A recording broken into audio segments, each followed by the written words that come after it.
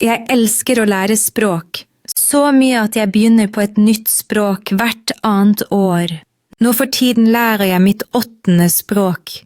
Når folk hører dette, spør de meg ofte, hvordan gjør du det? Hva trikset ditt? Før sa jeg vet ikke, jeg liker bare språk. Men mange vil vite mer. De sier, jeg har lært et språk i mange år, men jeg ikke flink til å snakke det.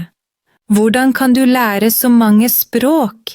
Hva hemmeligheten din? Jeg lurte på det også, så jeg ville møte andre mennesker som snakker mange språk. Jeg ville vite, hva gjør vi annerledes? Hvorfor lykkes vi? Jeg dro til et språktreff. Der var det mange mennesker som snakker mange språk. Jeg spurte dem, hvordan lærer du språk? Hva hjelper deg? Hva gjør du når du ikke har motivasjon?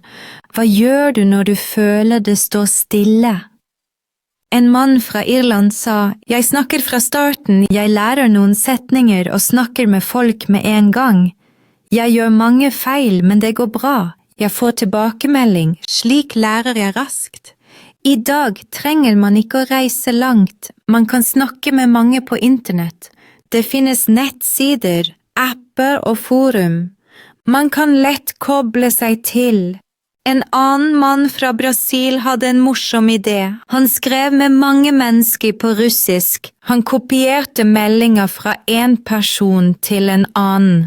Slik snakket 2 mennesker sammen uten å vite det. Senere kunne han skrive selv. Han hadde mange samtaler. Slik lærte han hvordan en samtale starter, hvordan man sier hallo, hvordan man spør, hvordan går det? Hvordan mens være? Jeg møtte mange folk. Alle hadde egne ideer. Noen hører lydene først, andre lærer de viktigste ordene. Andre leser grammatikk, noen skriver mye, andre liker å snakke høyt. Alle gjør det på sin måte, men alle lærer mange språk. Jeg la merke til, vi har alle en ting til felles. Vi har det gøy når vi lærer. Menneskene fortalte entusiastisk. De viste meg sine fargerike læringskort, sine tabeller, sine språkapper. De lager mat med utenlandske oppskrifter. De hører musikk på andre språk. De leser bøker de elsker. Noen ser serier, andre spiller spill. Alle gjør det de liker. Alle bruker forskjellige metoder. Men de holder seg til en regel. Det må være gøy. Det var slik med meg også. Da jeg lærte spansk, syntes jeg læreboka var kjedelig. Jeg ville ikke lese en samtale om José som leter etter stasjonen. Jeg ville lese Harry Potter. Den boka elsker jeg. Jeg kjenner den godt. Jeg kjøpte boka på spansk. Jeg forstod ikke mye, men jeg leste videre, fordi jeg likte boka.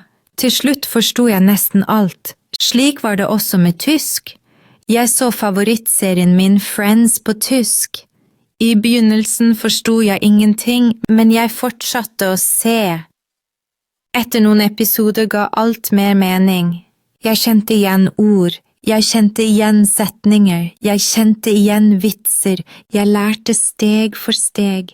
Senere møtte jeg flere folk som snakker mange språk. Jeg innså, vi ikke genier, vi kjenner ingen snarvei, men vi gjør læringen morsom. Hvis du ikke liker lister, bruk en app. Hvis du ikke liker apper, skriv for hånd. Hvis du ikke vil lære regler, les historier. Hvis du ikke liker læreboktekster, finn videoer eller podcaster. Det finnes mange ressurser. Det noe for alle. Hvis du ikke liker å snakke med folk, snakk med deg selv. Fortell hvordan dagen din var. Hva du gjør i helgen, eller beskriv et bilde på mobilen. Snakk når du lager mat. Snakk når du dusjer.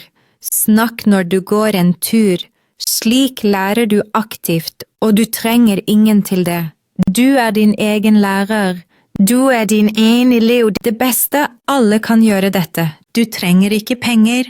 Du trenger ikke talent. Du trenger bare lyst. Jeg har lært enda mer. Glede viktig, men det ikke nok. Man trenger 3 ting. For det første, gode metoder. Man må repetere ord ofte. Ikke bare en gang til en prøve, ellers glemmer man dem. Gode metoder hjelper med dette, for eksempel en læringsapp eller flashcards, eller Goldlist-metoden med notatbok, eller en språklig dagbok, eller små dialoger å lære utenat. For det andre en plan.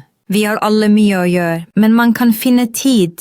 Stå opp 10 minutter tidligere om morgenen. Lær ord.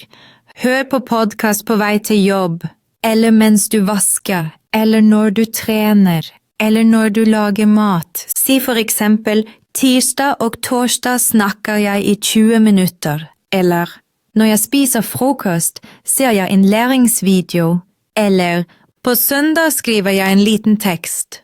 Slik blir læring en del av hverdagen.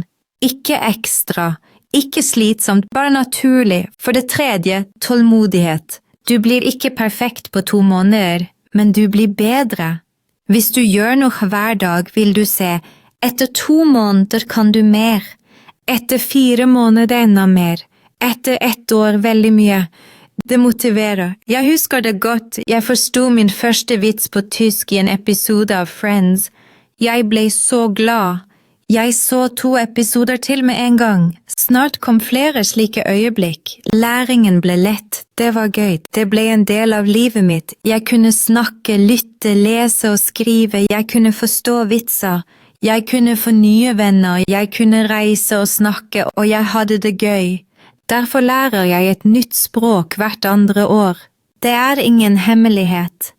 Man trenger gode metoder, en enkel plan og litt glede. Da lykkes det. Og nå tenker du kanskje, men dere har jo talent, dere kan det bare bedre, men det stemmer ikke. Benny hadde 11 år med gælisk og 5 år med tysk på skolen. Han kunne ikke snakke noen av dem. Han tenkte, jeg er dårlig i språk. Men så begynte han på nytt, med samtaler, med feil, med moro. I dag snakker han 10 språk. Han lærer med mot, han lærer med nysgjerrighet, han lærer med tålmodighet. Lukas lærte engelsk i 10 år på skolen. Han var den dårligste. Vennene hans lo av ham. De ga ham en russisk bok som en spøk. Men Lukas fortsatte. Han snakket med folk på nettet. Han øvde hver dag. Han gjorde feil. Han lærte av disse feilene. I dag snakker han 11 språk. Han har bygget opp sitt eget talent. Jeg ser slike historier ofte i videoer på forum i språkutvekslingsgrupper. Mange mennesker sier, jeg har prøvd lenge, men jeg er ikke flink til det. Så finner de en ny metode, noe som passer dem, og plutselig lykkes det. De gjør fremskritt, de ser resultater, de tror på seg selv igjen. Så hvis du også har gitt opp, prøv igjen. Kanskje mangler du bare en metode som virkelig er morsom. Kanskje er du bare en ny idé unna ditt nye språk. Begynn bare. Et lite skritt om dagen er nok, og snart har du oppnådd mye.